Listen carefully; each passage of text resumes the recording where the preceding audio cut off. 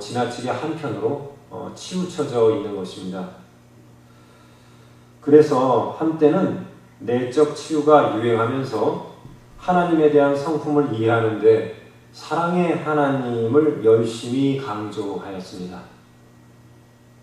그런데 그러다 보니 이번에는 또 다른 문제가 한편에서 발생합니다.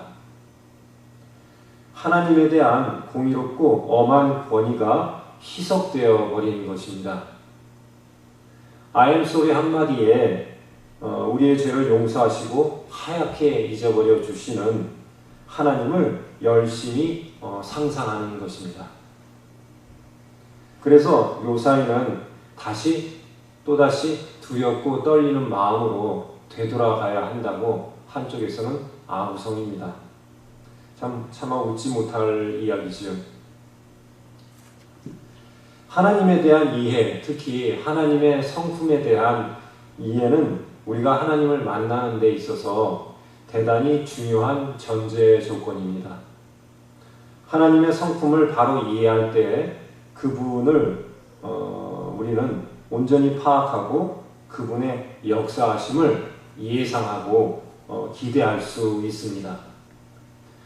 한편 하나님의 성품을 바로 이해하지 못할 때에는 우리의 삶은 극심한 어려움에 봉착하게 됩니다. 잘못된 하나님에 대한 인식은 자신뿐 아니라 주위에도 큰 폐를 끼치게 됩니다. 요사이 중동의 이스라엘을 보면 하나님의 선민이 어쩌다 이 지경이 되었나 하는 생각이 듭니다. 참 안타깝습니다.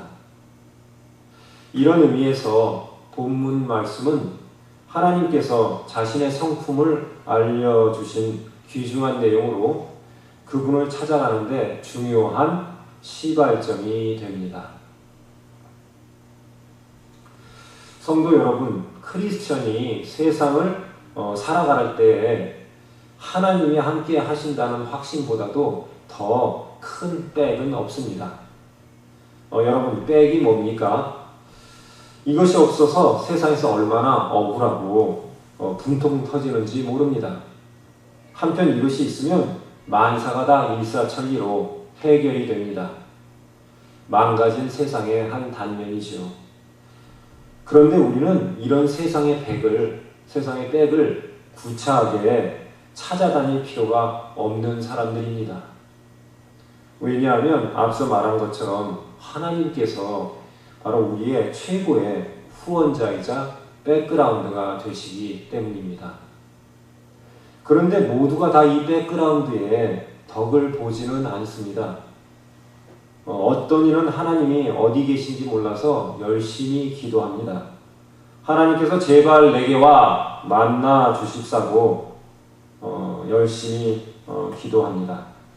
그런데 어떤 이는 또 이렇게 이야기합니다. 하나님이 오시기를 구하지 말고 당신이 하나님 계신 곳으로 가십시오. 그렇게 이야기합니다. 그렇습니다. 우리가 하나님 계신 곳, 하나님이 역사하시는 곳으로 찾아가면 하나님을 빨리 만날 것입니다. 그런데 그러면 하나님께서 역사하는 곳이 어디입니까? 이 질문에 답하기 위해서는 하나님의 성품을 우리가 알아야 합니다.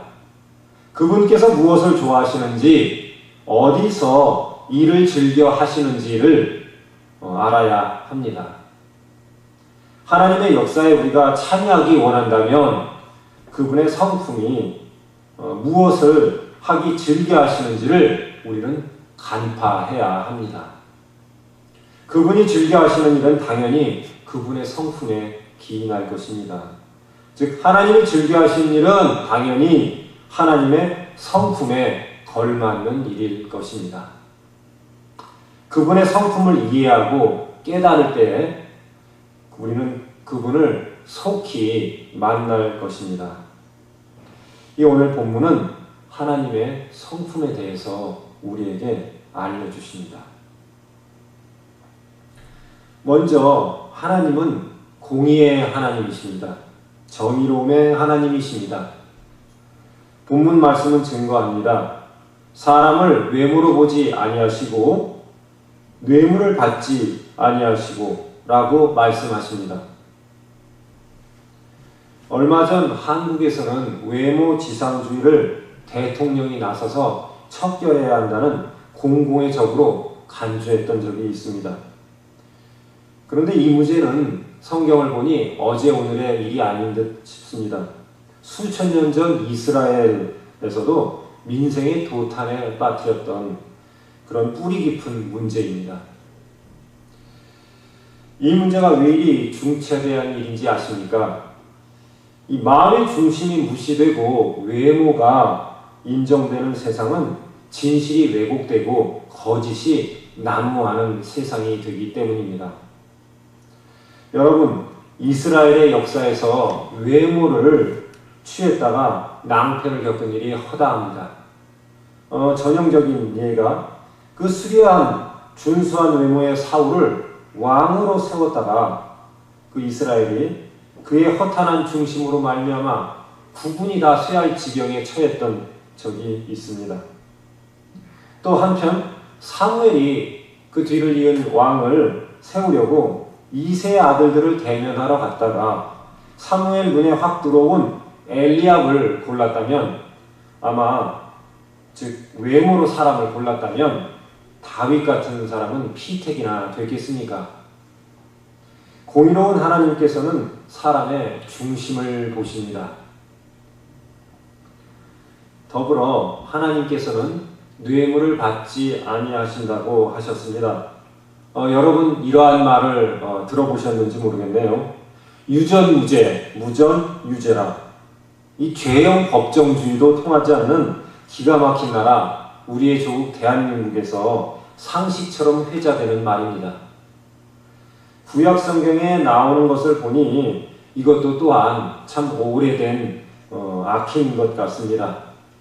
지금도 우리 조국에서는 뇌물, 촌지가 만병통치약이나 된 것처럼 얼마나 참 애용되고 있는지 모릅니다. 전도서 7장 7절에 보면 뇌물은 사람의 명철을 망하게 한다고 하였습니다. 또 우리 같은 신명기에도 뇌물은 지혜로운 자의 눈을 어둡게 하고 의인의 말을 굽게 한다고 했습니다. 여러분, 구약의 선지자들은 뇌물에 대한 지적을 수없이 하며 부패의 원흉으로 지적했습니다. 이러한 뇌물을 하나님은 받지 아니한다 하셨습니다. 그분의 공의로우심의 표현인 것이죠. 하나님께서는 이 정의의 신이십니다. 하나님의 나라는 하나님의 정의가 지배하는 나라입니다.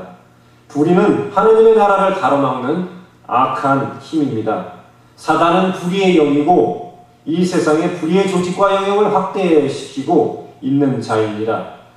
소위 열심히 기도하는 교회, 성령 충만한 교회, 영적으로 성숙한 교회라면 세상 속의 불의의 조직과 영역을 확대시키고 있는 사단을, 그 사단의 활동을 감지하고 이를 대처할 수 있는 능력을 지녀야 합니다.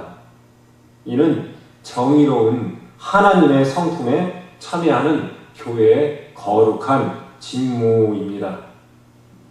구약의 사관에 의하면 정의는 나아가 국가의 흥망성쇠를 좌우하는 결정적인 시금석이었습니다. 정의를 버린 국가는